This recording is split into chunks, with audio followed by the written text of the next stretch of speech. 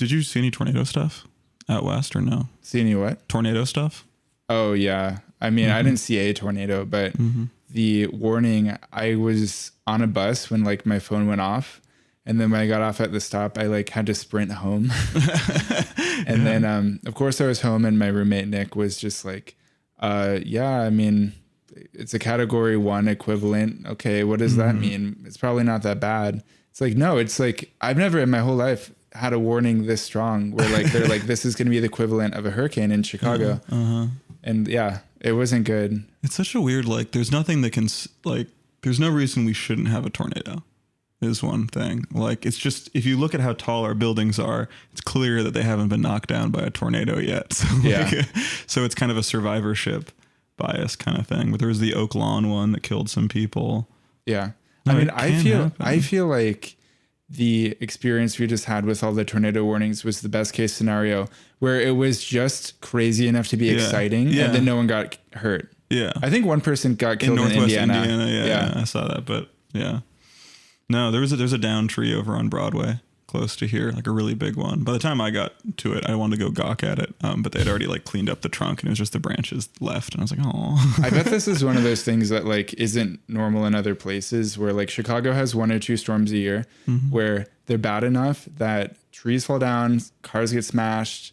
And like that is very consistent. It's been happening since I was at least like 10 years old. Yeah. But yeah, one time when one of those storms was happening, my uncle from California was visiting and like a tree branch fell near his car that he was renting and he was just like flabbergasted. He was like, "What? Like, why do you guys live here if that can happen?" And I was like, You're that like not used to storms? Like it's funny because it's like it just goes into how hard it is to visualize like risk. Yeah. Sometimes, like for a Californian to say that, that just made me realize that I've got rid of my parking spot in the garage and I've been street parking and I'm like, oh wow, I totally could have gotten my car like wrecked by a tree, but I've been trying to get rid of it anyway. So I'd love to get, an act of God insurance settlement and then just kind of walk off on my way away from the car. Yeah. I saw a Reddit post recently where someone was saying that their like car got stolen in Chicago 20 years ago and they just never bought a new one. And it's been a great blessing ever since. No, I've heard like a lot of like bike commuter origin stories have been just like something went wrong with it and I was like, this is it. Like just like one engine part and like, yeah, it's $2,000 to fix. And they're like, all right, you can have it. Yeah. All right. Welcome to Silent Generation. I'm Joseph. I'm Nathan. And this week's episode I'm really excited for. It's about Ivy style or preppy adjacent style, trad as it's also called sometimes. This was actually like Nathan's idea. I thought that we'd kind of touch on this topic in a few other episodes lightly, but it's fun to get a whole one focused on it. Yeah, I think that the main term is actually Ivy League, but if we title this episode Ivy League, we're talking about the style that's derivative of Ivy League fashion. And we'll talk about the Ivy League as an institution a bit later on in the episode, but Ivy style is like another term that's used in place of Ivy League. That's what we're titling the episode. But this is the main way that Joseph dresses. Yeah. And I was not familiar with this style at all until I met Joseph, but I've always known him as someone who dresses very well. And we made a Pinterest board for this week that shows how cool the style can be. Yeah. The Pinterest board is definitely like influenced by just my favorite takes of it. It's maybe like a slimmer view of Ivy, I would say, a narrower set of just stuff that I like. But yeah, I'll flesh it out more before we post. I added like 30 images myself. Nice. I don't know what you'll think of them, but we'll see. That sounds good. Yeah, so we'll go into like rough origins of it first. So yeah, the Ivy League, where it gets its name from, this is like the style of dress associated with like young men who went to the Ivy League schools, which is, Harvard, Princeton, Yale, Columbia, and New York City, interestingly to me. Cornell, the youngest one of all of them from the 1870s when the rest of them are much older, and Penn. Yeah. And Brown. Oh, and Brown. And Dartmouth. Yeah. That's all of them. But yeah, those are all the Ivy League schools. And so they've been around forever, but this period of style that we're talking about really emerged. It kind of had its origins pre-World War II, started to really coalesce post-World War II, and then hit its stride late 50s, early 60s, before kind of petering out at the end of the 60s with, counterculture, kind of flower power stuff. Yeah. An Ivy League style, it particularly came out of Princeton for a couple of reasons, because Princeton had a smaller student body It had a higher proportion of athletes, and it was a bit more insulated. Princeton is not part of like a larger metro area. It's in the middle of New Jersey, and New Jersey's two big metro areas are, New York City to the north and then Philadelphia to the south. The center of the state doesn't really have much going on. So yeah, it had this like insular culture that allowed people to create this very particular look. Yeah. I forget what article I was reading, but they were talking about like, why Columbia was never a very good example of Ivy style, because there's too much New York going on. Like they don't have the like eating clubs at Princeton where like students look at each other's style and do that. Like for fun, kids go to jazz clubs like downtown. Like there's too many other distractions. Like it's the fact that there's like not enough to do at Princeton, that like you just study, do your extracurriculars, dress well, kind of stuff. And then Harvard got the most slack, or the most flack, in terms of dressing style. People said that like Harvard, or insinuated that Harvard students are like, don't feel the need to dress well because their degree speaks like volumes for them. I think that was just a dig. I don't think that's actually true. I think that they just, I don't know, it's different focuses. And unlike Princeton, they're more in the metro area of something, Boston. And so they kind of have the outside world knocking at their door. Yeah, it's true. Yeah. And I think that like when you're in an insulated college campus, you are a bit more like free to be a student, I guess. It's like you can just wear half of your sports clothes home after going to a game, and it just doesn't feel as out of place. Yeah, there's no like mixing with the wider world. Like everything is about that. I mean, I think small like college towns and rural areas are very much like that. A lot of guys at my school thought about going to Rose-Hulman Institute of Technology out in some cornfields out in... What state is that? I don't even know. I don't even care enough to get it correct either. Yeah. I'm going to say Indiana. But yeah, someone went to a small tech school in a big city. I can't imagine like being in a small town. IIT in Chicago ranks very highly on like most depressed student bodies. Very unscientific, I think, just kind of off the cuff rankings. But they always put New Jersey Institute of Technology above that, and that's another small town school. I think that is pretty grim. Like small town, small school is no fun. I mean, I feel like the best metric to determine how depressed a student body is like the suicide rankings. Yeah, I guess that's just like the kind of end all be all. Yeah. Instead of self-reported. But yeah, so the earliest days of like Ivy style, you could tentatively put to the 1920s. And that's just that's not even Ivy League specific. That's just like modernization where like young men started to dress differently from older, more established men in their like 20s and 30s and 40s. Yeah. But yeah, I associate this look a lot with like the 50s. And it went strong until about 1965 when hippie fashion started to come in to play. Yeah, because like in the 50s, you had this boom of students returning. Basically, at first you had like GI Bill students. So you had guys going to Ivy Leagues who like maybe could have gotten in, but wouldn't have been able to pay for it without the GI Bill. And so there's like a few interesting kind of changes that happen to style there. So like chino pants, basically, if you're picturing khaki pants, like khaki is the color, chino is the material, but having khaki colored chino pants, like that wasn't really a part of the Ivy League students' wardrobe until right after World War II. And like chinos have always been a very military fabric, like England would wear them a lot and stuff, but they wouldn't be seen in this kind of fun, casual way that we were seeing then. I mean, I don't think of them as being fun and casual, but we'll get into khakis later. Yeah. And so a really good like kind of snapshot of Ivy style outside of our wonderful Pinterest board is the book Take Ivy. So this is a photo book of like just on-campus style at different Ivy League schools, largely Princeton. And it's got photos from like up until about 1965. There's some from before. I think it was done in 2 trips. And this was taken by Japanese fashion photographers. So it's kind of an outsider's look into American style. Yeah. And one of the sources I used to learn about Ivy style this week was the series on Ivy style from the Articles of Interest podcast. We'll link it in the show notes. And they go into a lot of the background of the person who put together Take Ivy, Shosuku Ishizu. And yeah, apparently at the time, like Japan had like a very regimented culture around clothing where like if you were like a Japanese schoolboy, you had to wear like a school uniform until you were done with college, you know, the same outfit basically from the time you're a boy till you're like 22 or whatever. And yeah, he took just a lot of inspiration from like the freedom they had to like wear garments in different ways and play around with formality. Yeah. But yeah, we do have many pictures on our Pinterest board from Take Ivy. Yeah, I don't know, before I even knew about the book, like just from saving images I would see online that I realized I had like accidentally reconstituted Take Ivy in a folder on my computer. Yeah. There's like a lot of them that really stand out to me. There's always one of a guy in a green anorak and shorts, like walking through the rain that I really think back to. But yeah, and then so kind of like distinctions and categories of Ivy style. There's kind of a prep Ivy trad continuum. Yeah, it's not a binary, it's a spectrum. Yeah. So prep is the least formal.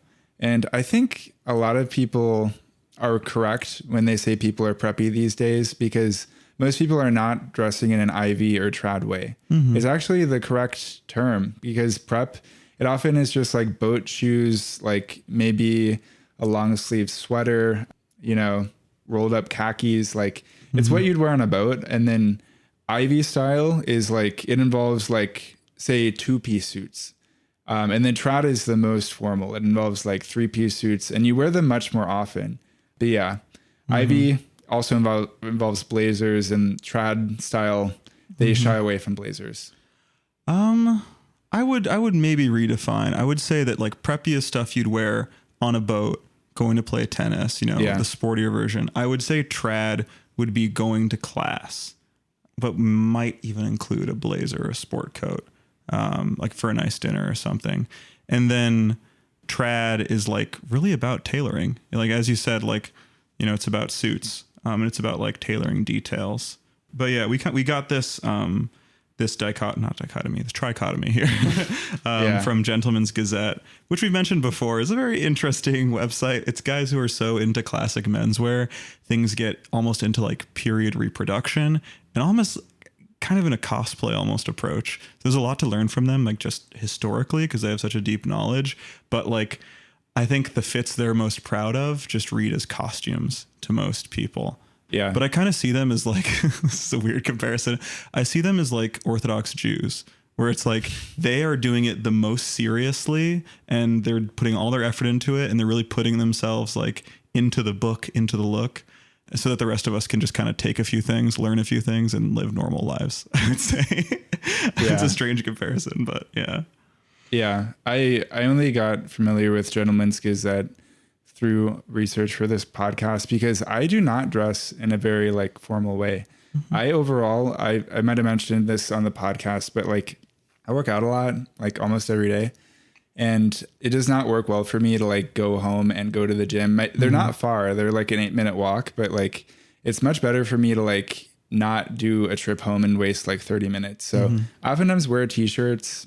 I honestly don't sweat that much at the gym. I'm not smelly, I swear, but I do not dress as formally as you do. So I've learned so much vocabulary through research for this episode, but yeah, the Gentleman's Gazette is like a good place for people to start. But yeah, because menswear is confusing. I feel like most people today, their fathers dress like slobs. And if they were trying to ask them questions about like, where do you get a suit? Most guys are clueless. So he's like a good resource for this sort of thing. Definitely, like the average man used to have a lot more vocabulary and knowledge of clothes. Yes. But also they were helped out a lot more because there was a network of outfitters in every city. Like if you were in a big city, you had a Brooks Brothers. And if you were in a smaller place, you'd have one of these like independently owned kind of just men's clothier who would buy stuff from catalogs, stock a certain amount of things. You could order something special if you needed it. And you just lean on the sales staff and they'd be experts in it. Now it feels like internet or bust with this kind of stuff.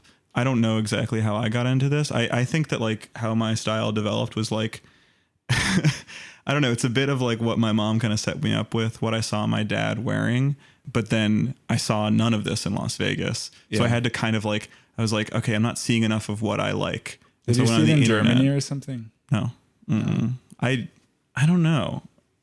It just felt like a sense of just like it was something deep inside me that just knew like I don't know. I would just see something like, oh, that's the style I like. And I'd save it into like a folder on my computer. But yeah, and then it's developed. And I think maybe in college, I was a lot more casual with how I dressed. I'd wear joggers and stuff like that.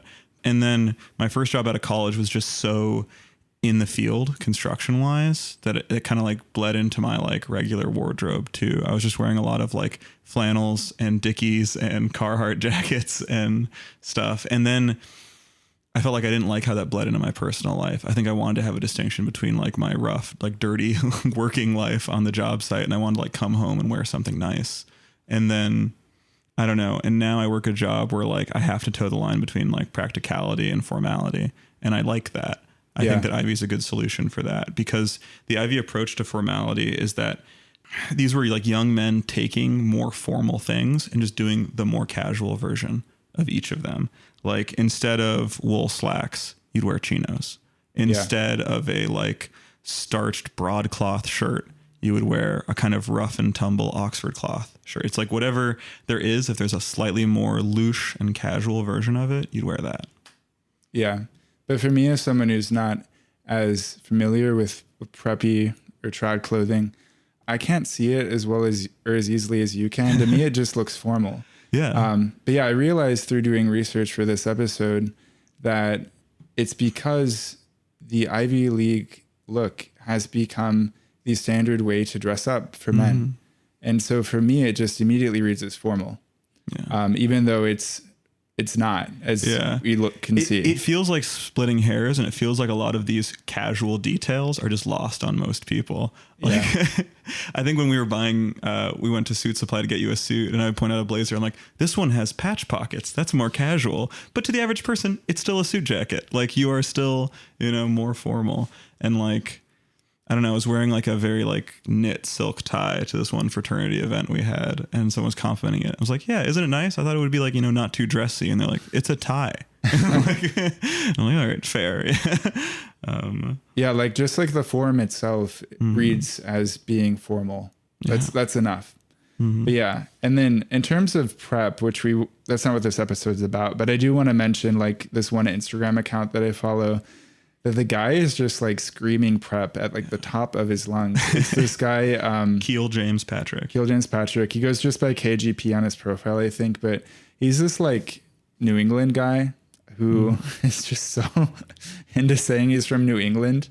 Yeah. And there's just something so like feminine about how much he's showing himself off, and like the format of like fashion blogger it's feminine. Like, and even if you're doing it about this very like, oh, men used to be men, we used to dress up. Yeah, it's like, look, here I am with my son and a gun, but like it's just still so feminine. It's still like it has the pieces of like male things, but it's arranged in a feminine way. Yeah.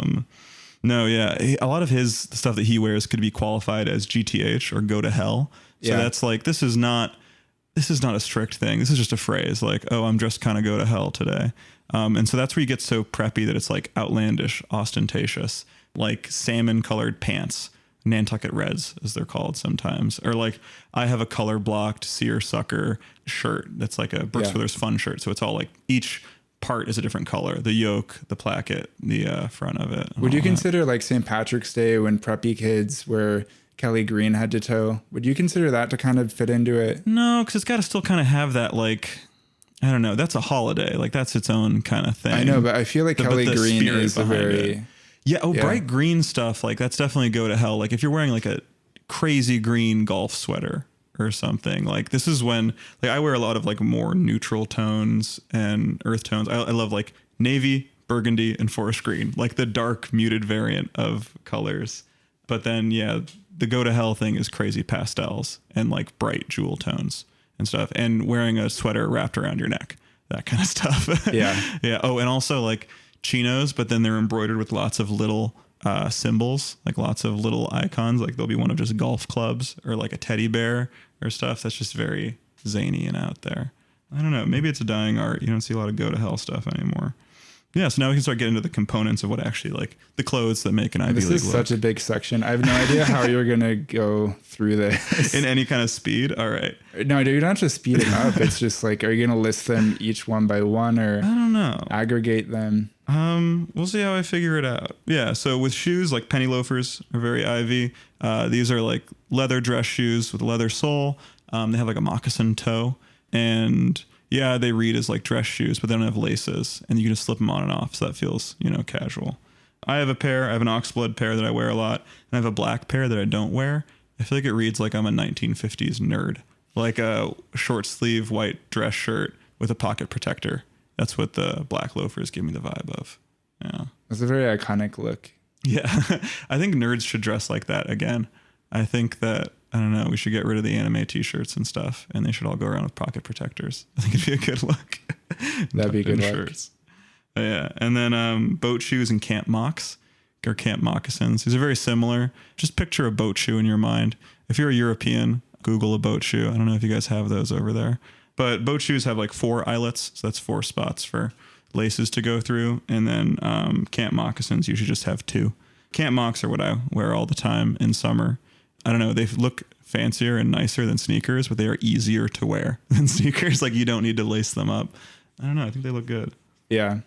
I didn't grow up with any familiarity with preppy shoes. I've just sort of been wearing gym shoes my entire life, partly because of extra wide feet. I don't even fit into most shoes, and I can't do anything about that. But yeah, when I started at American Apparel, I was told I needed to wear like American Apparel shoes because we were supposed to wear head to toe. They just had like, what shoes did they sell? Like white canvas sneakers? They were very, very minimal, but they were sneakers. But they had other shoes. Like they had like women's jelly shoes, and yeah, they had some other like dressier shoes for women. But for guys, it was just this like sort of unisex sneaker, but it was sneaker is like a overstatement. They were not that complex, but they didn't fit me. So they just told me to wear like boat shoes or penny loafers to work. And I literally asked them like, what are those? Me as like an 18-year-old, I went to public school. I just like did not grow up with people who dress like this. So I'm still catching up, honestly, but there's so much variety and they do look good, I suppose. But like, as someone who walks like 5 miles a day, like I literally don't like, do you walk 5 miles a day in like boat shoes? Yeah. It works. Yeah. I don't know. I feel like I'm very tolerant of foot pain from wearing like I had probably the wrong size steel toe boots for much of my current construction career. And I don't know, my feet look kind of fucked up, honestly, but I don't know. I just think you just kind of get through it. Or maybe my boat shoes do fit very well or something. I will say it, penny loafers at the end of the day, yeah, maybe not as comfortable. They do kind of box in your toes a bit sometimes. Yeah, I really I wonder if for people who lived in like 18th century, 19th century, like how did they walk so much in like leather shoes? Like, well, that's what I do think that leather shoes can be more comfortable than sneakers if they fit you right. Like they'll mold to your feet and they'll become comfortable over time. There's even like with dress shoes, there's this thing called like a ergonomic fit or something where it's like a different cut of the vamp of a dress shoe that like gives you more toe space and then brings it in more around your arch, basically. And there's guys who are obsessed with them and they pay like hundreds of dollars for these ergonomic lasts. A last is like basically the template for a shoe, but yeah, I think they can be more comfortable. And also just my kind of thing. I'm kind of two-faced about this. I always advocate that like, no, the clothes I wear are more comfortable. Like right now we're in my kind of hot apartment and I'm in like a button-up silk shirt. This is good for me. Like I feel like this breathes more than a t-shirt because it's open. You can like unbutton it more and it's made from a breathable material, like even more breathable than cotton. That's true. But also sometimes the stuff I wear is not the most comfortable. And then I'm just kind of like, I don't know. Then I'm a hypocrite. Yeah. But yeah. And to keep flying through shoes and stuff. Vans deck shoes. Very skatery now. Used to be a boat shoe kind of thing. And they were designed to be boat shoes? Yeah. Deck shoes mean the deck of a ship, basically. And they're white, and I'm pretty sure the soles are non-marking, meaning they won't scuff up a boat. The most like classic color way to wear them in is there's like a natural like cream cotton color with the little like blue line that goes around the outside, and they still sell that color. That's like the original. they have it, but I don't think that's as popular as the checkerboard one. Yeah. Yeah. Alden Shoes is a long time like New England shoe brand, but these, of course, I say brand, but like you can't see the brand on the outside. It's only on the inside. That's the theme throughout a lot of this Ivy stuff, is that there's not until like Ralph Lauren and I guess the Lacoste polo did you have like outward facing logos in any way. That's how it should be. Yeah. I don't think it looks nice with a logo on it. Yeah. Logo prep is its own thing. Yeah. Episode 4 of this podcast is on that. Yeah, exactly. And that's like, I think that's an interesting thing that they did pull off, is they took a style of dress, like divorced it from its roots, took a few key pieces of it, and then made it do the exact opposite of what it usually did, which was advertise something. But yeah, so Alden Shoes, the only other interesting thing about them is that an executive there embezzled $30 million from the company. And this is not a large company. They make about $10 million a year. So he stole like literally like from their pile of money. I don't really know what happened to him, but yeah, they're really expensive. They're like $450, I think, for the cheapest ones. And you can spend up to like $800 on them. You have them? I have a pair. I paid $20 for them at a thrift event. I don't know how I got away with it. I felt like I was going to be arrested as I left the event. Like, it's such a good deal, and they fit me amazingly. They're like I'll show them to you, but they're like a burgundy split toe. Like, they have a seam down the toe. I've never seen anything like that, but I like it. I guess I just named a lot of like summer stuff, and then Alden Shoes can be any season. But then Bean Boots is the ultimate like winter, fall, trad shoe wear. These are from LL Bean, based out of Maine. These are the only shoes on this entire list that I've ever worn. So my mom dressed me in these and my 5 siblings when we were children during the Chicago winters. And I have like core memories of taking them off while they were like covered in snow and ice and then my socks were wet. And, you know, just like as a kid, untying boots was like such like a hard task. And I would just be like sitting in like a puddle of water trying to get these shoes off. That sucks. Is like, it's their one selling point is supposed to be like they have a rubber lower and a leather upper. So the leather should be breathable and then the rubber should be waterproof. I don't think it really works out that well. I think technology has gone beyond the Bean boot. I don't own a pair. I don't know about the rubber part. That just reads as too like... I don't like boots on like anyone. Like, I feel like even when I see like a guy wearing hiking boots every day, it's just a red flag. Yeah. What do you think about Blundstones being everywhere? The like slip-on boots, the elastic. Are those the ones that have like the sort of U shape on the side? Let me grab my adjacent pair. Oh, those shoes? Okay. What do you really think, Nathan? They're giving gay. Yeah. I guess they're kind of like, they're a more rugged Chelsea boot. Yeah, basically. And Chelsea boots do, I would say, read as gay, or like early 2010s, like club wear type of vibe. But then Blundstones are, like more rugged. I wear Jim Greens, which are basically Blundstones, so they're made in South Africa, because Blundstones aren't made in Australia anymore. They're made in China. I personally, I don't think anyone really looks good in functional boots. I think like women's boots, sure, they look good, but like... Yeah, even construction workers, their boots just look cartoonish. They're like too large. Yeah, No, I kind of hate wearing boots. I feel like it does like fuck up the whole look that I have going. So sometimes I will like, if I know I'm going to be in the office all day and the job site once, sometimes I'll like head to the office, like drop off a pair of like my camp moccasins, and then wear the boots to the job site, come back, and then spend the day in the office in camp moccasins. It's just more comfortable. And then going, before we leave shoes, you brought up that these are just not generally very functional at all. But I asked you, like, do you walk 5 miles a day in them? Because to me, I can't imagine like having the lifestyle I have and wearing these regularly. Yeah. A lot of these, like, these are just older shoes. Like the youngest thing of everything we listed would be Vans, which are from like, I think the 60s. These are good shoes if you're a college student in the 50s walking, half a mile to your classroom. Yeah. No, that's true. Beyond that, it kind of starts to fall apart.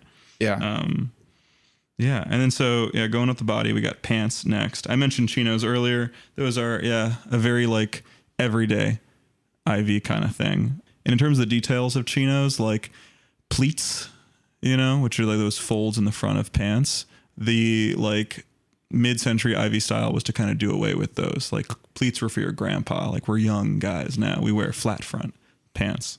Yeah. And I don't know, pleats are actually very functional. They make the pants like bend better when you sit down. They're a lot more comfortable sitting down. And so on my suits, I like to have pleats because you don't really see them, but you still get to like use them basically. But then if I'm not wearing a jacket, then I don't want pleats. They do read, I think, to people as grandpa like. Yeah. I feel like these two things don't really matter for like formal wear. I feel like when people buy like a suit, they don't even notice these small details, like the seam. I think my suit that I just bought with you might have a seam, but like I can't even recall. It like doesn't matter. No, yeah. When I got my like Brooks Brothers suit on sale, like I got it and I like opened it up and I was like, oh, pleats. All right, fine. And then I realized how comfy they are. Yeah. But yeah. And then before this, I guess college students would have wore just like wool trousers basically. And you'd have lighter weight ones in summer and then you'd have like heavier ones in heavy like flannel ones in fall and winter. And then khakis read is very American abroad. There was this story of this marketing executive who worked for like the American branch. He's just an American Northeastern guy. Or no, he's from like New Jersey or no, Connecticut. Yeah, born in New York and then living in the suburbs of Connecticut. Classic exec kind of story. And then they stationed him out in Europe and he got let go. And he said that it was because he was American and he started suing them for it, of like discrimination, basically. And they would make fun of him for... There was some client meeting and he was wearing like a button down, a crew neck sweater and khakis. And then all the Europeans clowned him for that. And I looked him up and sadly, he kind of dresses pretty swagless, I have to say. I don't know. It looks like he's wearing like, he's wearing like a button down shirt, but the collar is very, very small in a way that you can kind of tell he probably bought it from like something European, like H&M. I don't know. It's a weird trad thing, is a nice, adequately sized collar. Because they shrunk over time. They got dinkier and dinkier. Yeah. I mean, I looked at the article and I saw how he looked very underwhelming. Yeah. Not a great looking guy. Yeah. But I do agree that I think that khakis do read as American to me. They read as being a bit more Southern. Like when I think about khakis, I imagine like the Murdaugh family. For people who've seen the Netflix series on the Murdaugh murders, there was this lawyer in South Carolina that killed his wife and one of his sons. And yeah, if you like Google them and look at pics, like they're all wearing khakis all the time. Yeah. And I just feel like khakis give off this like bully energy. Prep school bully vibes. Yeah. Yeah. Like, yes, normal put together people wear them, but they're jerks. Like they're really not nice. I could definitely see that. Yeah. They're seen as fratty. Yeah. They're all I wear basically. I don't own a pair of jeans anymore. Yeah. I used to. One like forgotten kind of Ivy thing is wheat jeans. So just like wheat or tan colored jeans. You could honestly say khaki colored jeans. But yeah, I really wanted a pair. And so I read online that Wrangler has a very like good classic cut. And I bought them and my thighs were too big. And I was like, I guess I'm destined to never wear wheat jeans. And I returned them. Yeah. Another pant option, corduroy pants. Yeah, I love corduroys. So I feel like they're never popular enough to go out of style. And they seem like an ever-present like alt staple. Like you can kind of always wear them. There's this idea, the big flat now, where basically like no trends are ever dominant enough to ever go out of style all at once everywhere. And I feel like corduroys are a great example of this, where like they're kind of always like in. Yeah. Oh wow. But yeah. I mean that I like that phrase, the big flat now. I never thought of it in that like fashion context. I thought it was just the fact that it feels like it's just been one long era, basically, of like discourse. I don't know, of that everything seems like, I don't know. Yeah, I feel like the way that like teenage girls dress now would fit in my high school like 10 years ago. Yeah. Like it's not that different. Yeah. I remember on Nymphet Alumni, they were talking about copy paste Latinas, like that style. And I was like, first of all, I didn't recognize this. And I like looked up what they were talking about and I was like, yeah, this is how girls dressed when I was in high school. And the girls in Nymphet Alumni are like 5 years younger than me. like, is there like, are trends becoming more durable? Like we're constantly being told that like things go in and out of style like faster than ever before, but I don't know. Yeah, I don't identify as a millennial, which we're about to get into in next week's millennial nihilism episode. I feel like they definitely get their Gen Z like trend forecasting analysis like right, and they're doing a great job. We don't. I'm not a little bit too old. Yeah, I'm not going to dip my toes into that. By the time you like can put a name on a trend, it appears to be on its way out. Yeah, but yeah, the big flat now is a helpful term. But that said, I do pretty strongly associate corduroy a bit more with like hipsters in the 2010s. Yeah. Although I think like the time you can say was at its like peak was the 70s. Yeah, that was definitely corduroy's peak. It's also used as like, I'll get into it later, but it's like a suit jacket material too. Yeah. It's very casual. Because at the end of the day, like there's casual ways to wear wool and formal ways to wear cotton. But by and large, anything wool is usually more formal than cotton stuff. There's like, it feels like there's almost like a hierarchy of the materials themselves. I have a corduroy dress shirt, actually. Oh, yeah, I like to buy stuff sometimes from Spear and McKay. It's one of like the few like non-vintage things I'll buy. They just make a lot of like menswear for reasonable prices, and they have like corduroy shirts. They had a white corduroy shirt, and I was kind of like entranced by it. I was like, what would this feel like? This sounds nice in winter. Yeah. I bought like a really thick, nice pair of corduroys. So corduroys, like each of the lines is called like a wale, W-A-L-E, and so wide wale is like bigger, like thicker corduroys, and as opposed to like a fine wale. And so I bought some like wider wale corduroys from the Captain's Quarters in Traverse City, Michigan, which is like Ivy League heaven up there, like Midwestern Ivy League heaven, I would say. And the guy, he couldn't have just been a shop associate. He must have owned the place. He was like in his 70s or 80s, really took to me. And we just like walked through the store. And I tried a lot of stuff on. And yeah, he thought the corduroys were a really good choice for me. And he told me that guys' suits are getting so skinny nowadays, I don't know what happens to their balls when they sit down, he said. And I thought that was good. I saw an Instagram reel this morning from this like Michigander Instagram account where they did like this reel on Traverse City, and they were like, yeah, it's like, it's too late. You know, it's becoming a city. Like it just can't remain the same. And it was this montage of like 5-over-1s.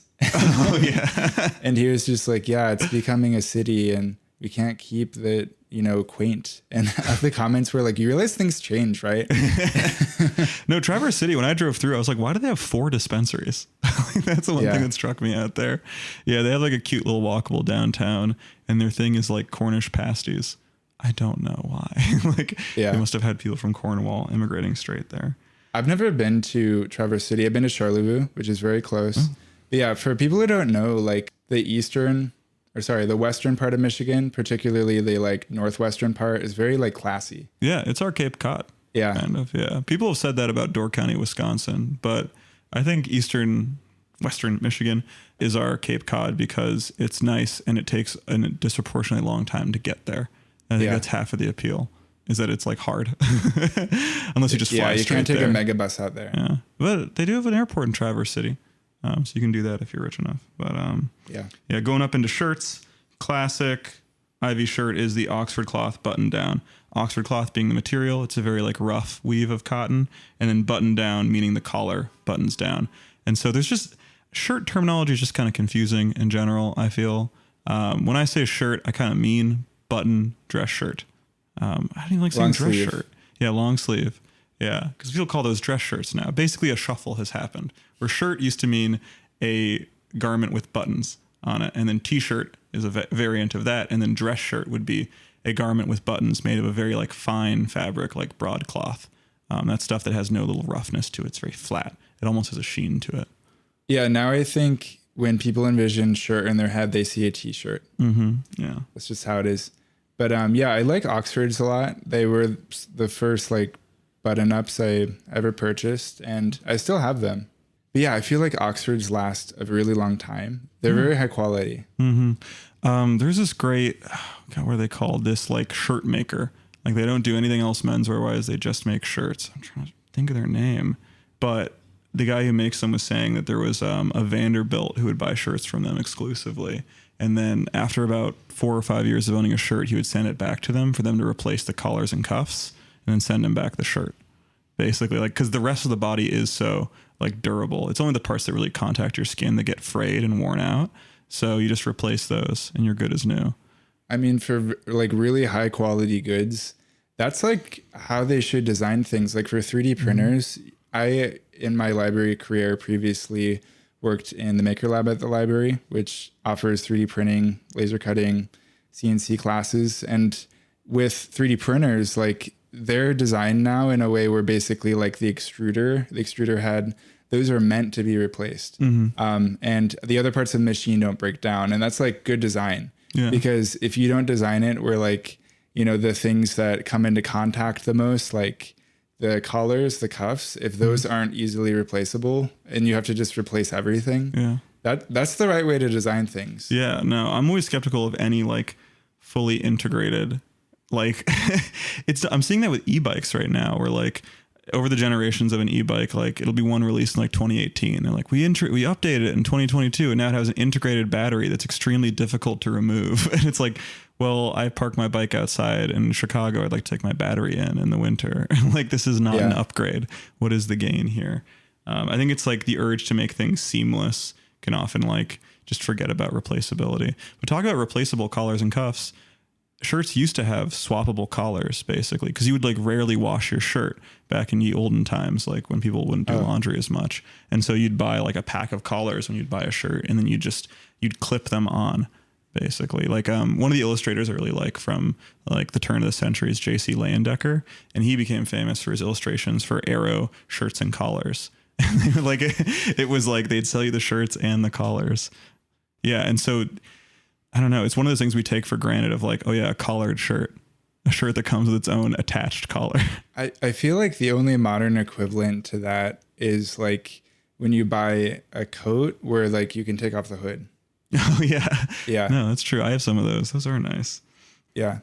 Yeah. And then, so yeah, like there's a lot of details you can do with a collared shirt. I don't know. I like when they have a jersey hook on or what is the term for it? A locker loop. That's what it is. There's like a little piece of material on the back of the shirt so you can hang it up on a hook somewhere. I think that's nice and handy. Those are very convenient. Yeah. As we'll talk about later, a very trad brand is J Press, and their thing is a flap pocket on the front pocket so you can button it down. And I always like lean over and then my sunglasses fall out of my like front pocket. And I feel like this would solve this condition for me. But yeah, in Europe, they hate front pockets on dress shirts. They call them bus driver pockets. In I think Norway, someone said once. But yeah, so that's like a theme here, is that like Ivy is a very distinctively American style. Like it's one of those like post World War II divergences, but I think it's a good one, unlike this kind of suburban divergence, I guess you could see in America. But yeah, well, it'd be a good divergence if people actually dressed Ivy League still. I mean, people will dress this way for special occasions, but it's not like many people look like this. Yeah, yeah, and then shirt materials, gingham. If you picture a picnic blanket, you're like 90% there. It's a very lightweight cotton material. It's very summery. Yeah. Fun fact about gingham. So I mentioned in the podcast, I have a visual disorder called visual snow syndrome, where I see static and after images at all times.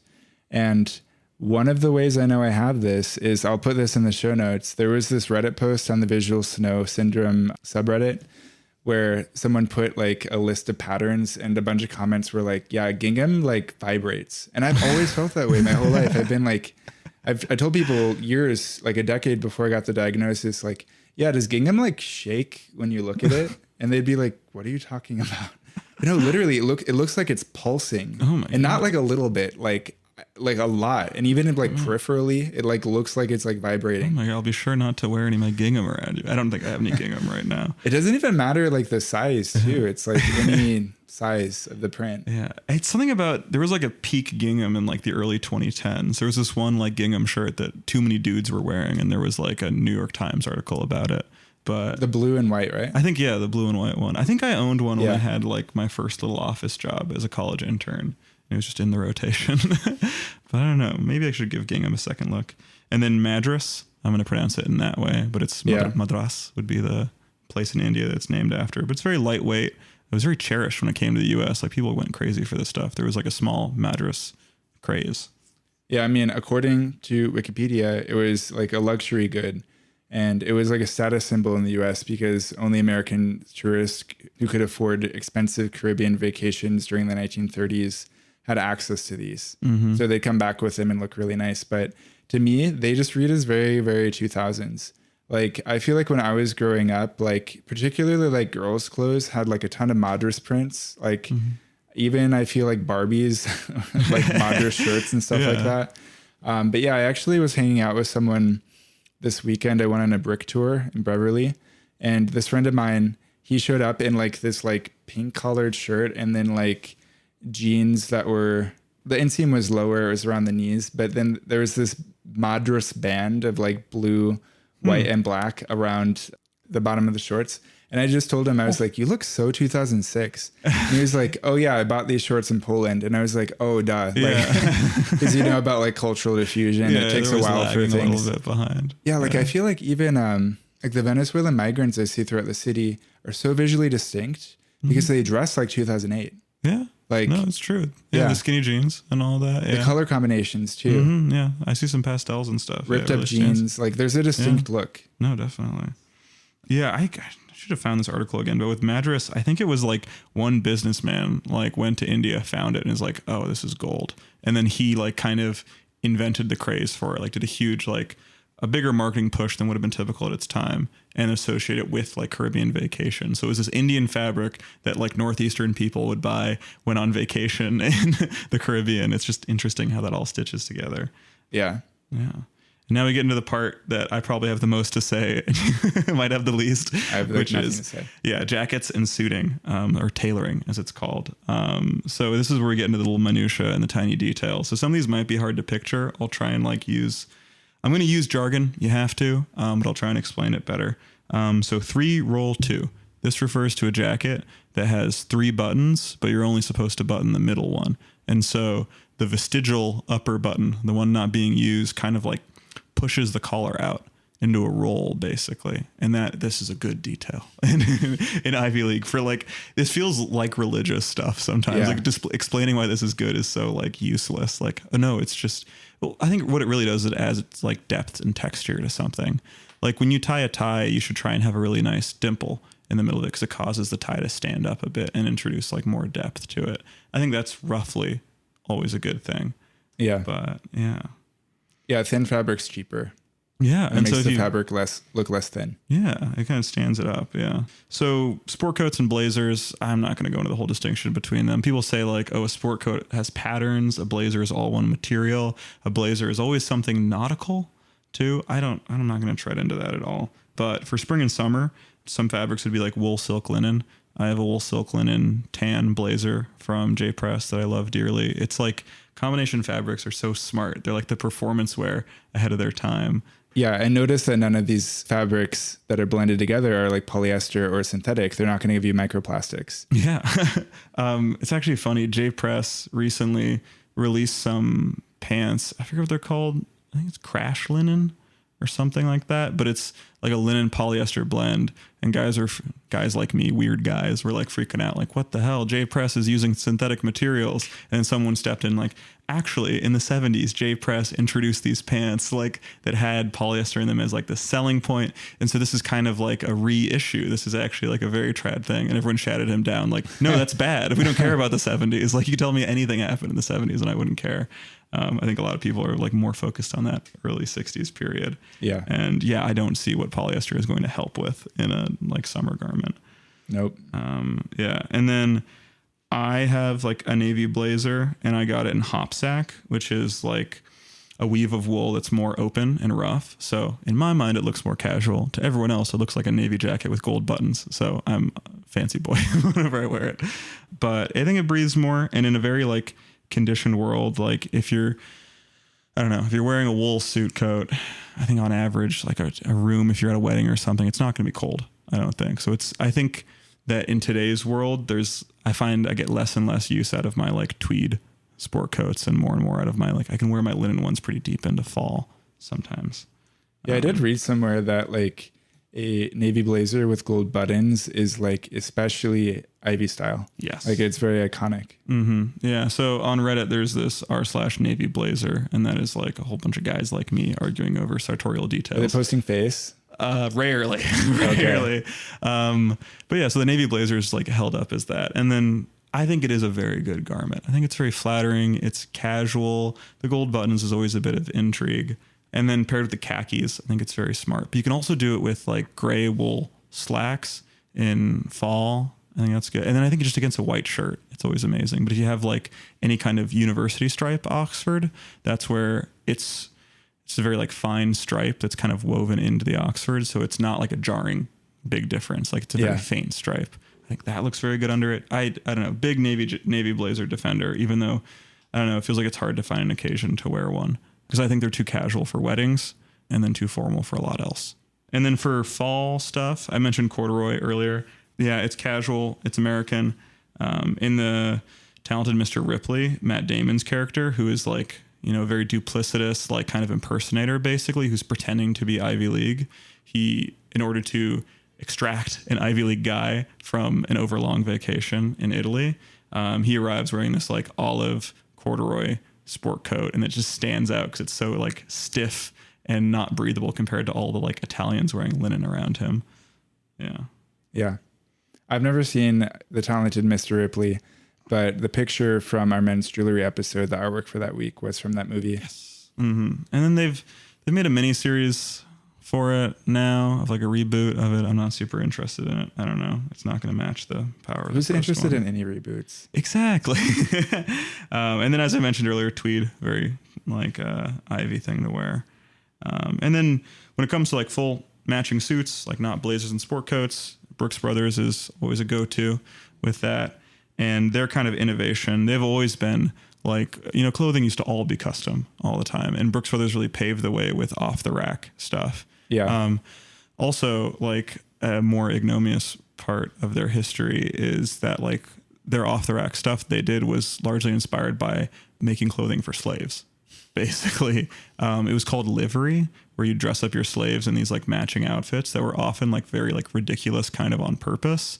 And Brooks Brothers supplied a lot of those. And then they took that kind of standardized sizing system and then used that towards like their non-slave clothes. But they've addressed it and all like that. Crazy origin. Yeah. But that's what happens when you're a company that's like almost older than the U.S. and has suited, you know, the president since 1818. Yeah. But I had no idea that was the origin of off the rack clothing. I'm sure there's like multiple different places where it arises, but at least with American suiting, like it's not much older than Brooks Brothers. Yeah. And the way that like American suits started to fit in the 50s and 60s was different than what was happening in England and in Italy. In Italy, look at the Pinterest board for our Yuppies episode. Yeah. Boxier, drapier, big shoulders, kind of hanging off the shoulders, basically. And then for English, a little bit more like a suit of armor, I think, kind of like brought in at the waist, semi-structured shoulder. But then for American, more of a natural shoulder. There will be some padding, but sometimes people will take it out even. I thought about asking tailors to do that. I'll let them freak out when you ask them to remove padding from a shoulder. I've heard that from other guys too.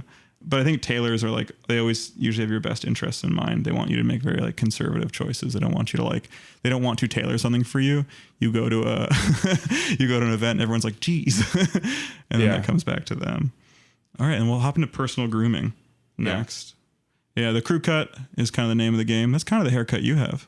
Yeah. I only get crew cuts. And then sometimes when I get a crew cut that's bad enough, I shave off all my hair, which I haven't done in a while. Yeah. You've gotten a good streak of haircuts then. It only happens like once every 4 years. But yeah, what happens is like I just feel like it's too long or something, or they screw up.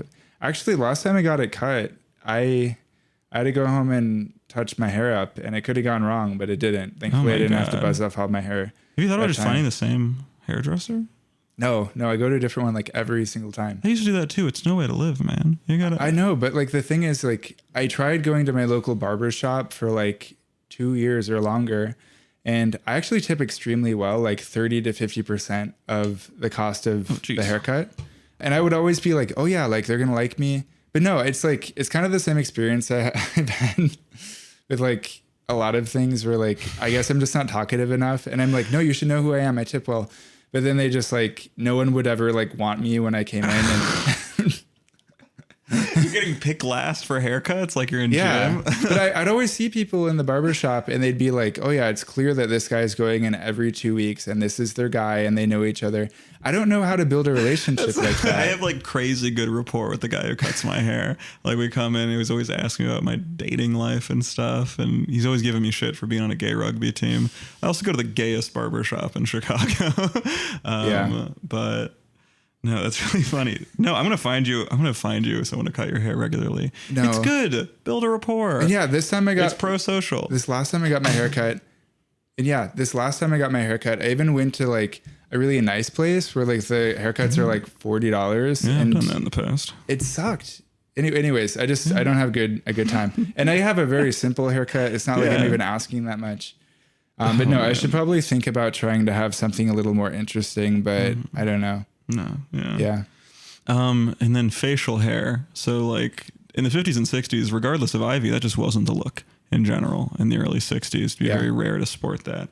G. Bruce Boyer is a great writer on menswear. He wrote for, I think, Town and Country magazine, which I think was much more of a like well-staffed magazine back in the day, like with reportage about the whole world. So he would go to Italy and like meet these tailors and go to the places where fabric was made, like kind of as a like travel / style writer. He's really interesting, but he has always sported, he went to some Ivy League school, I forget where.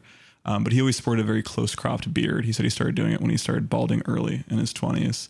And he said it was his way to kind of like have one foot in the very like sharply dressed 3-piece suit world and then one foot in the counterculture, because he's always been a pretty lefty guy.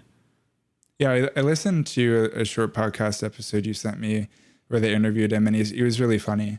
Yeah. But yeah, I've never had a beard because I have a nice jaw and I don't want to cover it up. Yeah. But yeah, I do think that like the 2000s, early 2000s were like peak, or it was a trough for facial hair. It was like no one had it, no one wanted it. And then I don't know if we're past like another zenith of facial hair. I feel like it's maybe still growing, but like, yeah, the last like decade, facial hair has been like very prominent in men's like fashion. Yeah, they like, it's like been studied that they come in like peaks and waves, basically, with the first peak being like Civil War. Like wealthy industrialists started growing beards because this is like during the whole Greek revival kind of period of architecture and of like civic life. And so people wanted to look like Greek philosophers and stuff. The long beard look is not a good look. I'm really glad that I don't think that's ever going to be a thing. No, I don't know. Duck Dynasty back in the early 2010s, and like conservative guys do the full, beard, Navy, like SEAL Team 6 type of thing. I don't like it. But yeah, and then the 60s beards came back. People forget. I think I could bring up the Mormons a disproportionate amount of times. Mormons used to wear beards until like starting when they started in the 1860s, and they held on to it longer than the rest of America. America started chopping off beards early 1900s. World War I, very little beards, still mustaches. Roaring 20s, then like no limited mustaches too there. If they still had beards, they'd fit in with like Amish people and Mennonites, because I feel like their religions like sort of came around the same time, right? Yeah. But I don't expect you to know like when each of these started. They do like Mennonites are earlier, and Amish are earlier, I would say. But Mormons' thing is always that they want to be seen, kind of like Orthodox Jews, as the most respectable people. This is like the Jewish style of dress, as I like mentioned in a past episode, was like out of Jews wanting to imitate, like, all right, in this culture that we're in, Eastern Europe right now, like who are the most respected people? And that was like the Shlachta class. And so they dressed like them. And I think Mormons always have that thing of trying to appeal to the most like upright. So when hippies started growing beards, Mormons stopped and like drew that, and they're very clean shaven. That is like as a rule, if you picture a Mormon missionary, clean shaven. People hated hippies so much. Yeah. Like wild. No, they were seen as like pests. Definitely. I might have mentioned this on the pod, but I always like that about Once Upon a Time in Hollywood. They're just seen as just like, go away, dirty hippie. Like they just kind of like block traffic and are generally annoying. Yeah, I see in the docket that you're thinking of growing out a mustache in the fall. Yeah, I have this idea to grow a mustache. I haven't tried one in 4 years. And I feel like in general, as I've noticed shaving, like my facial hair has come in better. And so I want to see what's going to happen mustache wise. But sadly, my beard has a red tinge and my mustache is like blonder than my eyebrows, which is rough. I feel like these are all signs from God. Not recessive ginger, that's the word. Yeah. No, it's lurking in there, lurking in the family genes. I think it's on. I think it's from both the Irish side, but also red hair pops up in Jewish people too. Sometimes in Spain, like Jews are known to be red haired, which I find very strange. Yeah, my family is like significantly Irish, but I don't have a single person in my family with red hair. Yeah, no, there's the black Irish, like people with very like dark hair. No, that's my grandma. Like she had like black hair and then dark brown eyes like mine. Yeah. I think Matt's a black Irish, if he's listening to this. Well, actually, he found out he's like genetically mostly from Luxembourg, and then he got like Luxembourg citizenship. Oh. I was talking about, we know too many Matts. Sleepy Matt, who was on this show. Yeah. Okay. Famed Irishman. Yeah, Matt from Fast Food Culture. Yeah. That episode. Okay. Yeah. All right. This next section I want to do is like, I don't know, my letter to the public. Ivy style like was, incubated in these very like closed off, cloistered places, the Ivy League. And then in the Ivy League, Princeton, the most kind of cloistered of them all. But then it just kind of like, as those young men entered the workforce in the 50s, 60s, 70s, they like kind of brought these norms into the workplace and from the workplace into public life. And so people started to dress Ivy with no like connection to Ivy League schools, and it became just kind of standard suiting, I think that like you can see the diminishment of pleats to the Ivy kind of style becoming the norm. And so it just kind of became so dominant that you don't really think about it. Like you can only, I think this is where the 70s come in, where like bell bottoms, crazy broad ties, like crazy big lapels, those you can see is like the first like non-Ivy kind of introduction into suiting and style. It also feels like a classic menswear. It's like the last style. It feels like other menswear that came after that was from a wholly different approach. Like it's not from a tailoring background. Like I don't think streetwear shares a common ancestor evolutionarily with Ivy. I don't think techwear shares a common ancestor. Like it just seems like it was like by the time you get to the 50s and 60s, I mean, hats are on their way out. Like, and I can't think of any like new formal styles. No, there aren't any, right? All I can think of is what people now call retroactively #menswear, which was the late 2000s, early 2010s, Tom Brown, crazy tight suits. Oh, wait. I guess the yuppie style. Yeah, that's true. It's distinctive. No. Yeah. What are we saying? We did a whole episode.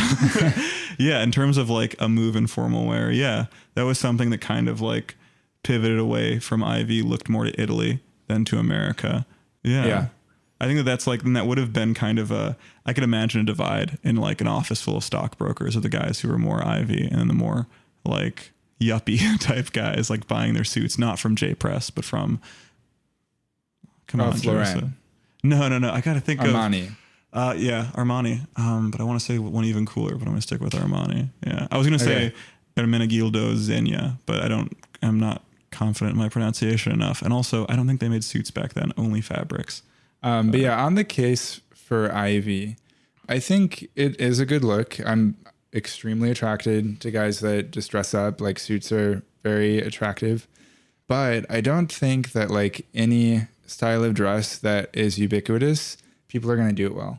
I think that like people need to put thought and care into their wardrobes to make them look good, regardless of the style. And this style deserves to be worn by people that actually care about it, like you, who do it justice. Because like the article that we're gonna link to, that guy who got fired for dressing too American, looks bad. And sure, he might look Ivy style, but he's just wearing that stuff because it's the default way to dress, and you can do it very poorly if that's just the default way to dress. Yeah, I mean, I guess there is like, I do forget like how many details go into like the clothes I decide to purchase and how I decide to wear them. But I do just think that like, you also have to buy a lot of your clothes vintage, because that's true. Quality these days is not quality. Yeah, that's true. I don't own too much like from the past decade. But yeah, I think I don't know. I think it's a pretty logical style. I think it's decently practical, decently comfortable. And I think it's more forgiving of different body types.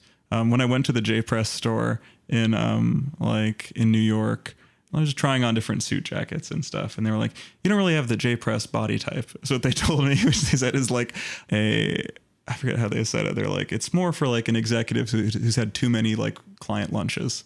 Yeah. Which is a very funny way to put that. But yeah, it's just for like average people, like not hyper athletic. In fact, if you're pretty athletic, it kind of hides a lot of it, I would say. You don't look fit. I don't know. Like I feel like when I'm in like a tucked in dress shirt, but then I have like a baggy crew neck over it. Like unless I really like tuck in the back of the crew neck, as I do sometimes, like I don't know. It like kind of hides having a broader shoulders and a narrow waist, like those more athletic kind of signals. Well, I was sort of looking forward to maybe wearing J Press one day. Or did you say Book Brothers? I said J Press. Okay. Yeah, but well, anyways, I mean, I like that these brands don't put logos on clothing. Mm-hmm. That's just like a big thing for me. So I have started to want to dress more mature and more like a man, less boyish. Yeah. I need to stop wearing t-shirts. Yeah. I don't know. I like that it feels like dressing like this, it's like a life cycle almost in a way. Like when I was young in college and I started dressing like this, like going to summer camp like working as a counselor and stuff, like if you're young, you can wear like boat shoes and short shorts and like baggy Madras like shirts not tucked into anything. And then as you enter the workforce, you can start tucking in and wearing nice leather shoes. And then as you get older, I think you can dress up even more as you're older. You know, people love an old man in a suit. I think that it's just very lovable for people. It feels like there's a bit for you everywhere. Yeah, there's something I put lower in the docket where Ivy's style was innovative in that it was the first generation of like college students who didn't want to dress like their parents, because prior to that, children had a very particular way of dressing. And then soon after, they just started to dress like little adults. Like there's this really good quote I like. Is it the top? Second. There's a quote I really like from a think piece, the Zoomer question, and it implies that it wasn't just that children dressed more like adults and more mature. They actually were more adult-like. So there were really no children in 19th century America. Travelers often claimed only small stuck-up caricatures of men and women. So basically, like these little kids, like, I mean, they had factory jobs. Yeah. They were like providing for their families. Like they were around adults all the time, modeling their behavior. Like I'm currently reading The Revolt of the Elites by Christopher Lasch. And he talks about how like Americans used to have like a stronger sense of moral character, and they were just like far more competent than they are now. And it was partly because children weren't isolated and segregated like they are now. They would be next to adults, seeing them talk to each other, and they could like insert themselves in like these adult conversations and imagine themselves. And it just led to this maturity that like people today don't have. Yeah. We've like bifurcated like kids from adults basically outside their own parents. Like they don't have anything else. Like, I don't know. Yeah. That's a big bummer about modern American life. Definitely. Things are more communally raised, I feel like. Yeah, kids would have more exposure to that. And now Ivy's style is not, a transition to dressing trad. It is the destination for men to look good. So hopefully more men dress Ivy. Yeah. And we've been mentioning like J Press throughout this, and I feel like that's a good segue into a small like subset of this, Jews and Ivy. So this like there's a lot of old Jewish guys who dress like trad, I would say. Larry David has some kind of Ivy style influences. Yeah. But Jews were tailors back in the old country who came to America, still practiced it. Yeah. J Press was Jacoby Press, a Latvian Jew who came to New Haven, Connecticut to, make suits for all the college students out there. Yeah. Now they're owned by a Japanese company actually. And like 60% of their market is in Japan. You remarked they don't use their logo a lot. That's true. They've started using it more on like crew neck sweaters and hats and stuff. But I think they sell more logo stuff they have licenses from all the Ivy League colleges to sell baseball hats, sweaters, that kind of stuff. So those like collegiate logos. But I'll look up used or vintage J Press stuff on like Grailed and eBay, and I can tell a lot of it is from the Japanese market. And it's not all made in America. How do you tell? It'll like, sometimes they'll have Japanese on the tag. Okay. I'll see that. Well, that's in all the obvious. Photos. Yeah. But also I bought a J Press crew neck, J Press, and it was supposed to be like a medium, and it was super small. And I was like, this is the Japanese market. Like they do have different like size stuff. I remember that when I first started buying Uniqlo stuff before they had an American presence, like all their sizes were off for me, basically. Yeah. One time I remember being in a clothing store and like a tourist, maybe Japanese, went up to a sales associate and it was like, can I get this in a size S? Yes. That's true. Yeah. Yeah, but the Press family is still involved in the company. Richard Press is a fascinating guy. When I was at the J Press store, they said he pops in every so often. I think he lives in New York. I forget.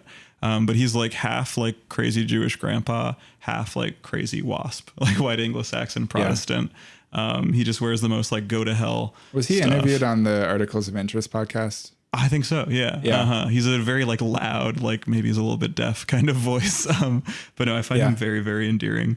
But yeah, and kind of going back to that thing I said about like Jews, like just try and mimic the most respected people of whatever society they're in.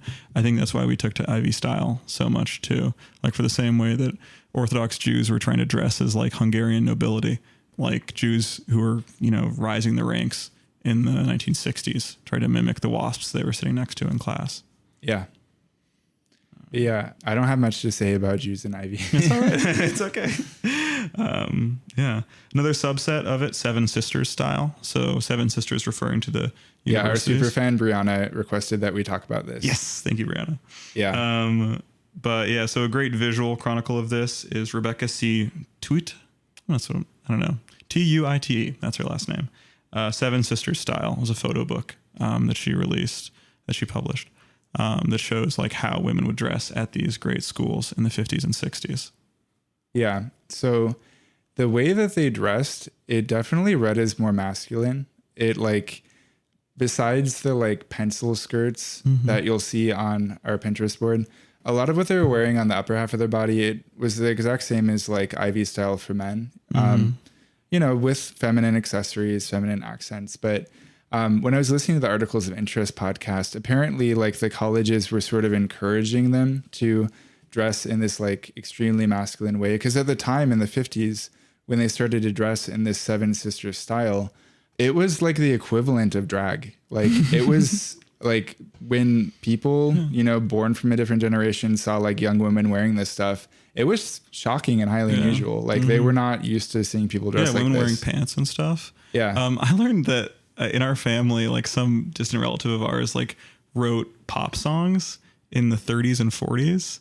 And one of them was called Dungaree Doll, which is about just a woman who wears pants. And that's like the distinctive thing about her. It's like, oh, I love my dungaree doll. Like, and it's like that was a noticeable thing. And it's like, man, every girl wears pants nowadays. Yeah.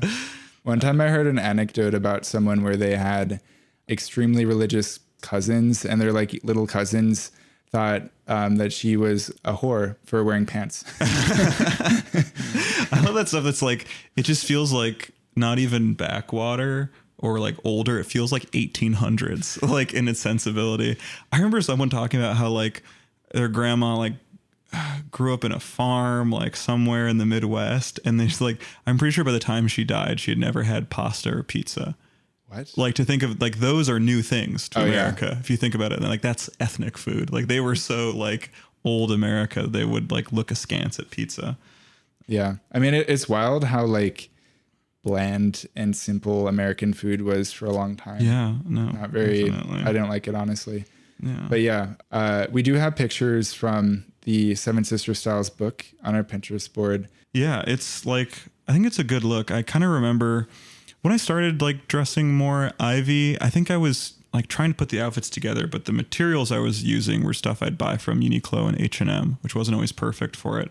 I remember like I'd wear like navy khakis and like a white dress shirt. And then at this one place I was working, there was this one woman who would wear that same outfit. And I realized she was like pulling it off better than me. Like she had a nicer Oxford and her like chinos were cut better. I think she'd wear penny loafers too. Yeah. And I was just like, damn, she's rocking this. Like, I think it made me like look at details and stuff more. But I think that like, yeah, all this stuff, like there's a certain like boyishness, sportiness to it that's really good. I would listen to this podcast called Style and Direction. It was like a menswear podcast. And this one guy was talking about how he fell into Ivy style. And he said it was less from his dad and more from his mom, actually. Yeah. And he described her as like, she's kind of a straight up and down Scandinavian woman. And like this style of dress is more flattering on that. Like if you are more like, if you're not so straight up and down, if you're more curvy, maybe the style does not work as much, but I don't know. I know nothing about women's fashion. I impressed someone by knowing about the Kibbe body types recently, but I don't even know about them. I just know that is an idea that exists. I do think of our podcast as being like the boy version of Nymphet Alumni. Mm-hmm. So we don't have to cover that stuff. They'll do it. Yeah, they'll do it justice one day. Exactly. Yeah. Brooks Brothers introduced like their first women clothes in the 1940s, and they took the classic Oxford cloth button down and they had it in pink. And that was like a crazy hit. Women just loved it. But yeah. Our next subset of ivy is black ivy, meaning just like ivy worn by black people. And so I can't do any better than the book Black Ivy, A Revolt in Style by Graham Marsh and Jason Jules. I'm meaning to buy this book. It's like in my Amazon cart, but I should probably buy it from somewhere not Amazon. But yeah, this was like, I don't know, a lot of like black guys took to ivy style like in this period, like both before and after like the social unrest of America in the 1950s and 60s. I think just like Jews, like this was a way to kind of like say to middle America, like, hey, I'm a friend. I'm on your side. I'm dressing in the style of the respected people. Yeah.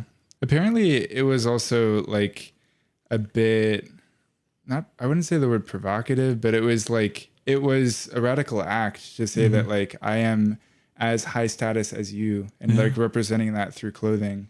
But yeah, it was like really pioneered by Miles Davis, the jazz musician. He came from like an upper class black family. And for him, it was like naturally something he grew up around. And then he started to wear it on tour, and other black musicians took inspiration from him. And there were like some mild variations on ivy style that like black ivy had, like sunglasses were a bigger thing. But yeah, I also found like a good YouTube video essay that I'll link on this topic.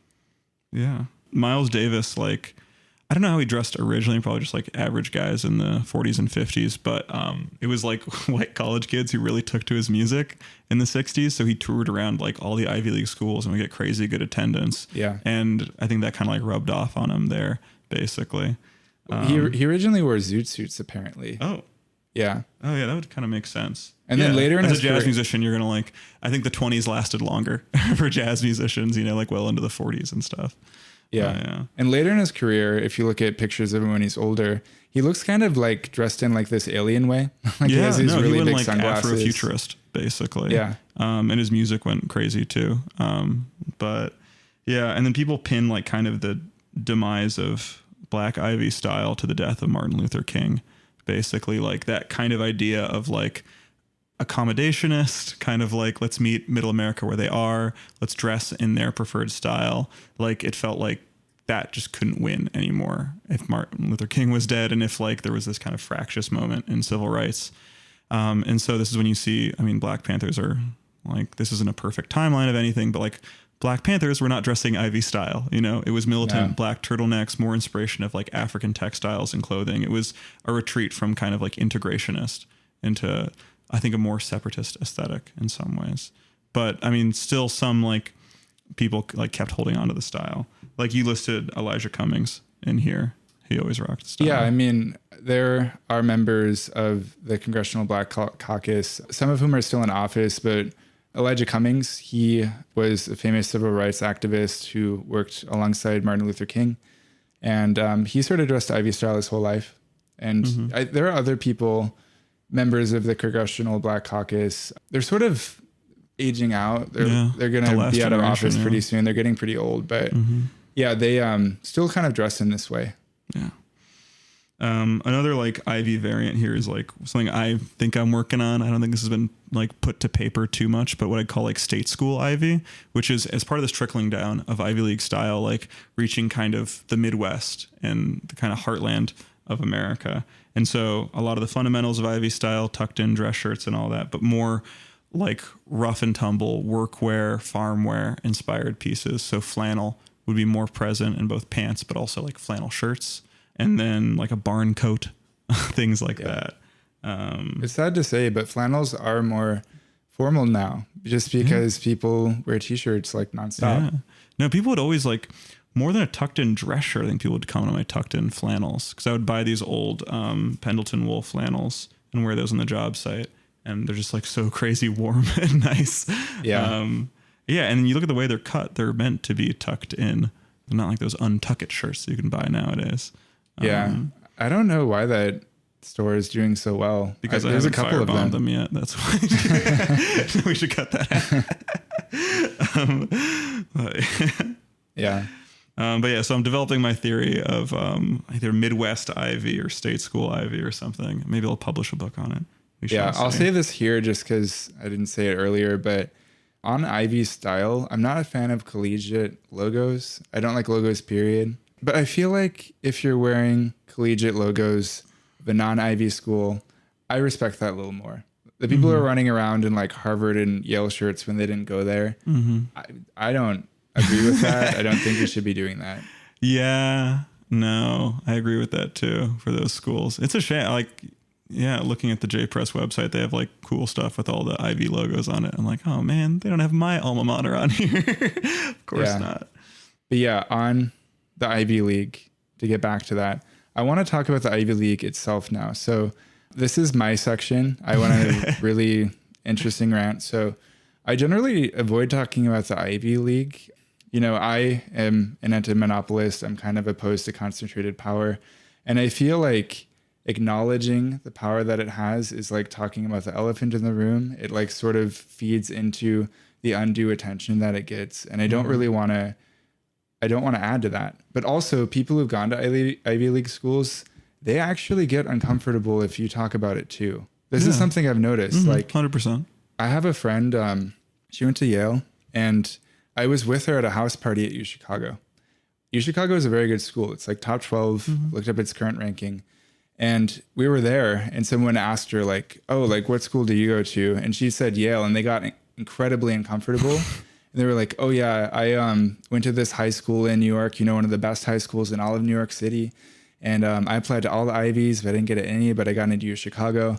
And he was basically like just, it got really uncomfortable. And like, I talked to my friend later and I was like, that was weird. Like, why did he do that? And she was like, people just do this all the time with me. Like, I'll tell them I go to Yale and they'll be like, oh, you're the only person I've met my entire life who goes to Yale.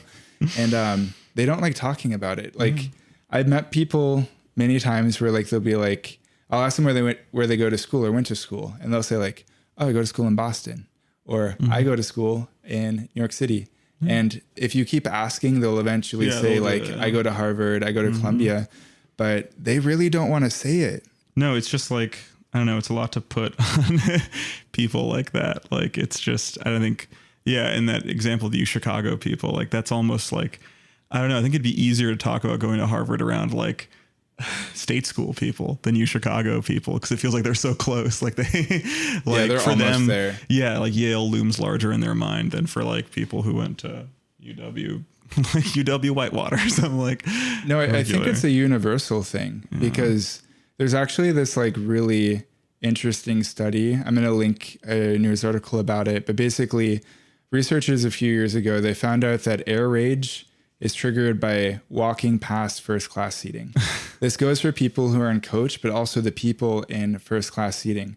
So there was nearly a 12-fold increase in the rate of air rage amongst first-class passengers on flights where all passengers boarded through the first-class section, compared with flights that had separate entrances for first class and economy. So when people from higher class social backgrounds are more aware of their higher status, they are also more likely to be antisocial, to have entitled attitudes, and to be less compassionate. So people just don't like to know that like society is segregated, and like both for people of lower class and higher class, like just acknowledging the difference for Americans in particular is very uncomfortable, and it invokes rage and makes people unhappy. Yeah. I think for the people on top, it just kind of like, I think the button it presses is that little thought in the back of their head they might have of like, do I deserve my position? Did I earn my position? Yeah. I think that might be a more American twist on it too. Cause I think the upper classes in like England don't really have the thought of like, oh, did I earn this? I think in America, we have such a strong bootstraps mentality that I think the rich kind of police themselves in this weird way where they have to constantly tell themselves that they're deserving of it. And if anything kind of breaks that crack, then it splits open. Yeah. I mean, I'm reading in The Revolt of the Elites right now, and he has a chapter where he talks about how the idea of being able to climb up the social ladder is really integral to the social contract that we have in America. Because if people, lower class people, they viewed themselves as not being able to move up, they would have different demands. They would ask to work less. They would ask for maybe higher pay. They'd ask for more time with their families. Instead, they accept like these really harsh working conditions in part because they believe they can get out of it. Yeah, it's a deferred gratification kind of thing of like, be nice to the rich people. You might be playing golf with them someday. And if you lose that kind of like that imagination and that fantasy, then everything starts to fall down. You might as well just misbehave right now. Yeah.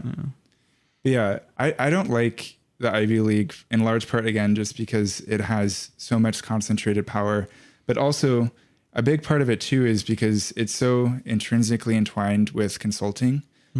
Like as many as 50% of some Ivy League grads end up going into consulting or finance jobs. And it's just like the fakest job I can think of. I mean, for 22-year-olds to be consulting companies and whether or not they should buy out another company and merge with it, it's like, what kind of clown world do we live in where these people are being paid this much? And it's just all a sham. And it's not even like they do anything good. I can't think of like a single thing good that's ever come out of consulting firms. I mean, particularly in the finance world, there are nonprofit consultants and other types of consultants, like political consultants that are fine. But I'm just like not a fan. No, yeah. It's always lurked in the back of my head because I know a lot of people take a hard science background like I have and then pivot that into consulting. I would like to make a lot of money, definitely. But I feel like I just want to be more creative with how I do it. I would like to... Also, the fact that consulting is set up in this kind of critique way of like, here's everything you're doing wrong at your company that you built and and you manage. And I understand it's nice to have an outside opinion on things. But it's just, I don't know. I am less angry at consulting. I think it's like a kind of act of self-flagellation that corporations do to themselves. And I think it's kind of funny to watch. You know, that they just like hire these Ivy League kids to come in and fire their Ivy League like supervisors and all that. And often for very little gains in anything, if at all. I don't know. It also just feels like maybe the consultants are like the surplus elites. They get talked about sometimes that like when society's on the brink of collapse, there's generating too many elites. There's not enough slots for them to go into. There's not enough positions actually running these companies, these corporations. So you need to hire a whole class of people to critique those actually running the companies. It just feels like a tacit agreement, of just like, hey, I got to put my kid somewhere. I already got him into college. He needs something to do after that until I give him more money, until the trust fund kicks in. Yeah, I mean, I think thinking of them as being surplus and directionless is the right way to think about it because consulting firms do so much recruiting on Ivy League campuses. Like there's this book, Liquidated, an ethnography of Wall Street by Karen Ho, which is a really good exploration of consulting firms. And her very first chapter in the book, Biographies of Hegemony, talks about this. But yeah, it's like for people who go to Ivy League schools who don't know what to do, this is like the easiest thing to do as a next step. I don't know. I feel like lawyering, law used to be that step. We have a story in our family of a kind of directionless guy who just like reached the age of 18. He's just like, Mom, I have great grades, but I have no idea what I want to do with my life. And she's just like, oh, just be a lawyer. And he had a wonderful life as a lawyer. Yeah. And not that the world exactly needs more lawyers, but maybe if there were enough of them, it'd bring the rates down and that would be good. Yeah. Well, now people who go to top schools, they say it's a really great thing that the tech industry is an option for new graduates because they get to work on apps and improve the world. It just sounds like another place to put our elites. I know. I've always thought that like having an app be your main like innovation and contribution to society is just such a joke because it's intangible and like whose life has ever been improved by an app? No, I mean, actually, I want to tread a little more carefully. I feel like we have a lot of friends who work in tech. I don't know, but a lot of people I know who work in tech are like very depreciating about this. They're just like, yeah, it's all a sham. I don't know. It's hard not to feel like our society is in free fall. Like, I don't know. We have one of our friends who works in tech and he always, I think, gives me like reports from the front lines, all these phrases like product mommy and stuff. And I'm just like, this is bad. I'm like, this is the death like rattle of society. Yeah, we're having a competency crisis, but I think when people think about consulting in the Ivy League, they now know more about the connection than before, thanks to Pete Buttigieg's presidential campaign in 2020. because he went straight from Harvard to working for McKinsey for about 2 years. And like, guess what he was doing? So I'll link a tweet. He helped raise premiums and lay off workers for Blue Cross in Michigan. It's like, we only know a fraction of what he did while he was a consultant, but everyone just pointed to that during his campaign. And they were like, look at his pedigree. Like, this is not the pedigree of someone who's actually interested in public service. This is someone who's interested in acquiring power and social and capital. Achievements. Yeah. Uh-huh. Yeah. He's very like naked and brazen about it, I would say. Like, we've talked about the kind of best little boy in the world, like mental pattern that's observed in gay men sometimes of like concrete achievements are like valued more so. And so you look at his path of just like being very good in school, joining the military. Everyone likes that. That's conventional masculinity. Like, like Ivy League, consulting, like all these things to kind of like please people and all these objective things of look at me, I am an accomplished person. I've never liked him because he has made statements where basically he said like, oh, I'm very lucky that I get to come out in today's world. And it's always made me like disrespect him to a degree that I can't articulate, because basically he's saying that like he would be totally willing to just be in the closet his whole life and live a lie. And his whole, like reflexively, he would just sacrifice anything for his career. Yeah. It's like, I was someone who came out like 13 in middle school, probably the first one to ever come out in my middle school ever. I'm someone who's willing to be a pariah, and I don't respect someone who like would have just expects to have like put his profession first. It's just like, you have a life and you have other things that are important. I can't even articulate why, how much disgust I feel. Because he just seems like a politician first and a person second. Like, not even a politician, but just like a power hungry elite. Like, no, I totally see that. I will say, I like that as transportation secretary, he's actually acknowledged induced demand, which no transportation secretary has ever done. So I got to give the guy that. Other than that, though, he's definitely is, I don't know. But he did screw up as transportation secretary with the airline industry, the freight industry, like the supply chains. Like, he screwed up in a lot of places. Yeah, that's true. But I do want to say this before we move on to the next section. Okay, am I deriding the Ivy League out of jealousy? No, I'm not. I'll just say that. But it's nice that you ask yourself the question. Yeah. I think society should have a, like, the Ivy League exists at our pleasure, you know, like, not that the government could shut it all down at any point, even though it was kind of feeling like that for a second when there was all those Ivy League hearings and stuff. But no, they kind of like, they exist because the degree gets respect, and the degree gets respect because we as a society give it respect. And this is what our friend David talked about in the Great Lakes episode about the paper economy, a kind of trust-based economy. Like, a degree is a piece of paper, you know, its value can go up and down, like based on the school's perception. And so if the Ivy Leagues have struggled greatly with their reputation and with like the kind of question of what is the value of this degree. And so like they have to self-govern, they have to play their cards right. They have to like earn the respect that is defaulted to them. Yeah, I just don't think we should lionize them to the degree that we do at the detriment of other colleges. Yeah. Their endowments are big enough. They are bigger than they need to be. Yeah. And like, we need to respect like just education as a whole. It's like, there are so many talented people who would have gotten into these schools 10 years ago who are now going to other schools, but they're not garnering the same respect. Yeah. And I don't think that's a good thing. Yeah. No. With those mentioned endowments, Malcolm Gladwell on his podcast, he interviews like the guy who goes around soliciting donations and managing Harvard's endowment, which is the largest in the world. And Malcolm Gladwell kept on naming larger and larger numbers and saying, like, is there an amount you would refuse? You know, you'd be like, come on, use this money to solve world hunger. And the guy would say, no. He's like, no, we would spend it better than anywhere else. He truly, like, I think believed that. I think it's like a kind of like unabashed greed that this director thinks is coming from the right place, but it's truly boundless. Like, because they see themselves as like, from colleges seeing themselves as stewards of knowledge. I think the Ivy League sees themselves, they see themselves as stewards of like humanity. I think they see themselves like, I think maybe some of them nakedly see it as stewards of capital, but also just like that they are almost like they have the mandate of heaven. They can proceed as they wish. But yeah, and so my Ivy League connection, kind of like showing how it's gotten harder and harder to get into Ivy League schools, or maybe how the men in my family gotten dumber and dumber leading up to me. My grandpa, like my great grandpa, didn't graduate high school, probably not even middle school, grocery store owner. My grandpa studied very hard, and he got into Cornell. He wanted to do like veterinary science, change to earth science.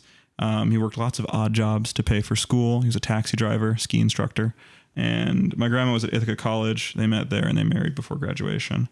And to your credit, when you talk about like evil Ivy League students, my grandpa said that when he would use a microscope after pre-med students, they would always mess up the settings to slow down the person behind them and kind of just like, you know, like put a stick in their spokes. But yeah. Yeah, I have a relative with an Eastern European last name that begins with ZV, which is like dead last in alphabetical order, like every time. And so he actually studied like science in college, and he'd have to go up and he'd be the last student to look at the specimen the teacher just dissected or whatever it was. Mm-hmm. And so the labels would get moved around, like he said by accident, but he had to like change majors just because he would take the test and he'd give the answer that was right based off his notes and what he saw as the last student to look at the display. But yeah, that's crazy. The order of alphabetical order can dictate your life. Yeah. No, I have cousins with a Z last name. I feel like that's rough. It's a rough lot to get in life. Yeah. Yeah.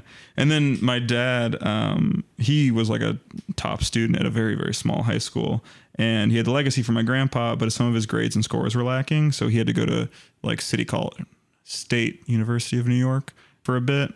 And he finally did go to Cornell, and he like studied like hell out there. When we visited Cornell as a family, my dad just showed us like the library. He's like, this is where I lived. And compared to the other phases of his life, like medical school and high school and the military, there was just lots of friends from that would always be like, you know, passing through our house in our life. We'd like visit them and meet up. And he had like 2 friends from the Ivy Leagues. 'Cause my dad was like, I mean, even though his dad went to the Ivy League, like they had these very like middle class surrounds, and they were living in this like kind of town that was losing its wealth year over year. It was deindustrializing. The processes started before my dad even moved there. And so I think that was a very humbling thing. I think he felt a little out of his step when he was in Cornell, but he dressed the part. Old photos of my dad. He's Ivy style. Yeah. Pretty preppy Ivy, a lot of short shorts, crew neck sweaters.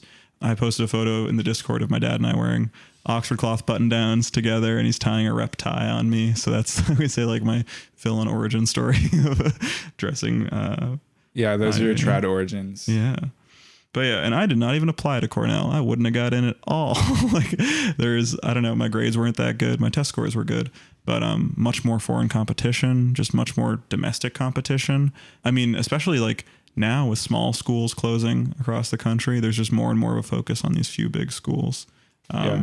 Yeah. And this is probably a cope, but I don't think I would have liked it anyway. From like, I don't know, a lot of people from my high school went to Ivy League schools. It's a very high performing Las Vegas high school. And the idea of a school made entirely of the smartest kids of their respective high schools terrifies me, because I liked being friends with those kids, but I can't imagine them being the dominant like type of person you meet somewhere. That's just not good. I liked being at a small tech school where there were some real strivers and there was some real just like, hey, I'm just trying to get through type of people. Yeah. It was a good balance. Like, because a good school lifts up everyone. You know, it takes those strivers and gives them more workload, and it lets them graduate in 3 years if they're so inclined. And then for like more mid-tier people like myself, it like also gives them opportunity and like meets them where they are. Yeah. Yeah. I don't know. I think that's where we can kind of round things out. Yeah. So starting off from the kind of like pure fashion direction, going into like, you know, Ivy is not just like a word floating out there. It actually comes from somewhere. I feel like I sounded like such a hater. But no, you're not a hater in that. No, I mean, these things, like they should not be immune from criticism, you know? Yeah. But now if I ever apply to an Ivy League master's program, they can just pull up my Ivy League style episode and they'll be like, I feel like that's the way you get into Ivy League schools now. I feel like it's just, by like calling them like racist, and they're like, please come in. Like, we need you. Yes, we've been so bad these past 100 years. Like, we'll make you faculty. No, I actually think I might get another master's one day. I don't know in what yet. I do have a small little fantasy of like getting a master's from Cornell, but that's not like, that's just like me trying to like technically be like, ha ha, ha, third generation Cornelian, we did it at 30. If you get a master's, what do you think you'd get it in? I would love to do like architectural restoration or design or something very like balance out the mechanical engineering degree with something very woo woo. Yeah. I mean, I feel like now I really know what I like in life, and it would be cool to study like something related to transportation with trains or urban planning or, architectural restoration. Even I've thought about like construction management, I don't think is a master's degree, but I don't know. I just, as like a YIMBY, there are so many different careers I could do. But for now, I'm just seeing where this podcast is going. Yeah, exactly. It's so funny. I named stuff that wasn't even like what I'm doing. Like the most instant thing is I should have said construction. You said construction management before I did. There. Yeah. But, I don't know. I think I've learned so much just in the field. That's true. But All right. But to my advice to the listener, look at the Pinterest board. Maybe dress a little more Ivy. I don't know. Don't do anything too fast. Don't. J Press. Brook Brothers. All sponsors of this podcast. No, I wish. But have a good one. Have a good one. Bye.